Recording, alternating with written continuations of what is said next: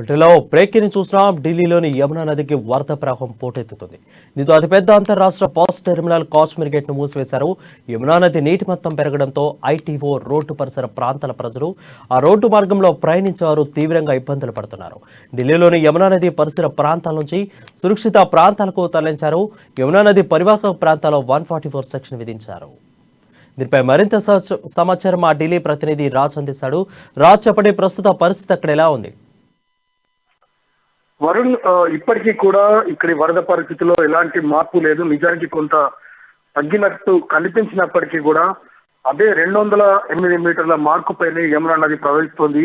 ఇది danger mark కంటే 3 మీటర్లు ఎక్కువ. మరొక విషయం ఇక్కడ మరొక సిచ్యువేషన్ ఏంటంటే, ఈ రోజు ఉత్తరాఖండ్ అటువైపు నుండి మరోసారి వరద నీరు పోటెత్తనుంది. హత్నీకుండ్ బ్యారేజ్ నిండిపోతుండడంతో మరోసారి ఆ నీటిని కంటిన్యూగా విడుదల చేయనున్నారు. దీంతో ఇక్కడ ఢిల్లీ వాసుల పరిస్థితి ఏంటి అనే దానిపై టెన్షన్ నెలకొంది.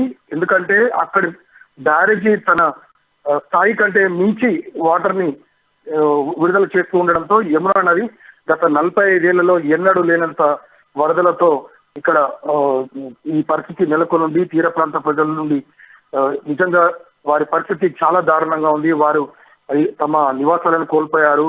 చాలా వరకు చిన్న చిన్న బస్తీల్లో నివసించే వారంతా కూడా ఇక వెళ్లి క్యాంపుల్లో బతకాల్సినటువంటి పరిస్థితి నెలకొంది. ఇక ఎప్పుడూ లేనట్టుగా ఈ వాటర్ ఏవైతే ఉన్నాయో ఇవి ఎర్రకోటను కూడా తాకాయి. ఇది నిజంగా ఇంతవరకు ఢిల్లీ వాసులు ఎప్పుడు కూడా చూడని పరిస్థితి.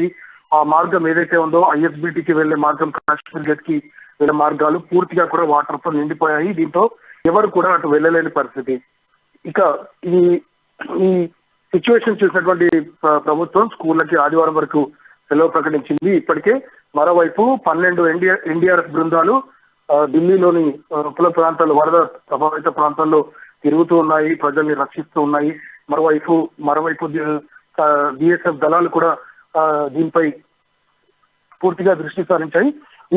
ఈ పరిస్థితుల్లో ఫ్రాన్స్ వెళ్ళినటువంటి ప్రధాని మోదీ కూడా ఫోన్ లో మాట్లాడిగా తెలుస్తుంది. అటు హోంమంత్రి అమిత్ షాతో పాటు వివిధ అధికారులతో మాట్లాడి పరిస్థితిని సమీక్షించినట్టుగా తెలుస్తోంది.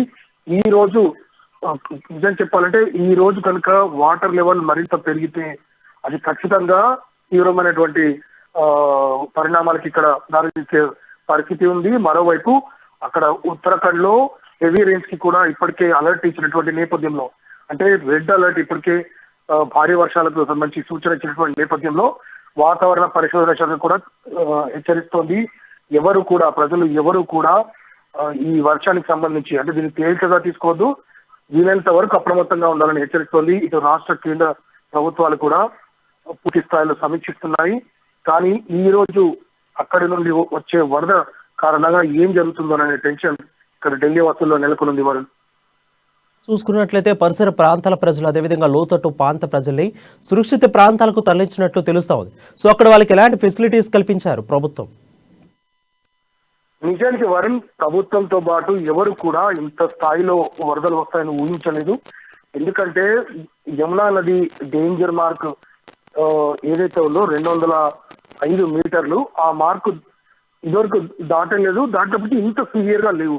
అంటే నిజానికి జనాభా పెరుగుతూ ఉండడంతో ముఖ్యంగా యమునా నది పరివాహక ప్రాంతాల్లో ఇక్కడ ఉన్నటువంటి పక్క రాష్ట్రాల నుండి వచ్చే ఈ పేద వర్గాల వారు మామూలు చిన్న గుడిసెలు వేసుకుని లేదా బస్తీలు లాంటివి నిర్మించుకుని అక్కడ ఉంటూ ఉంటారు. ఇటువంటి పరిస్థితుల్లో వారి జనాభా ఈ మధ్య గణనీయంగా పెరిగింది. ఈ మహానగరంలో వారికి ఉపాధి కల్పించే విషయం పట్ల ప్రభుత్వం శ్రద్ధ చూపినప్పటికీ వారి సొంత జీవనోపాధి కోసం రావడం జరిగింది. ఇంత పెద్ద ఎత్తున జనాలని తరలించి ఇంత షార్ట్ టైంలో వారికి ఫెసిలిటీస్ ఇవ్వడంలో కొంతవరకు ప్రభుత్వం విఫలమైందని చెప్పవచ్చు. దీనిపై కాంగ్రెస్ కూడా విమర్శలు చేస్తోంది.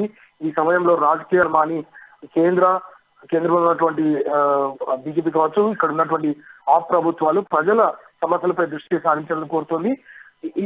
ఈ స్థాయిలో వరదలు రావడంతో మరోవైపు ఇది ఎంతకు తగ్గకపోవడంతో, ఎందుకంటే ఈ డేంజర్ మార్క్ కంటే ఏ మాత్రం కిందికి రావడం లేదు. ఇటువంటి పరిస్థితుల్లో ఇంత పెద్ద స్థాయిలో బాధితుల్ని త్వరగా వారికి పూర్తి స్థాయిలో ఫెసిలిటీస్ అందించడం అనేది ఇక్కడి ప్రభుత్వానికి కూడా తలకు మించిన భారంగానే మారింది.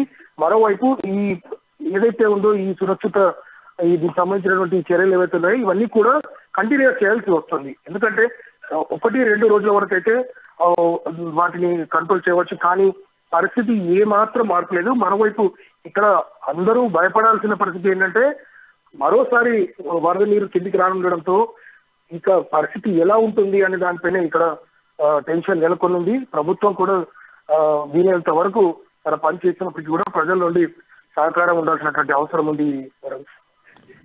Right, thank you for the clear updates.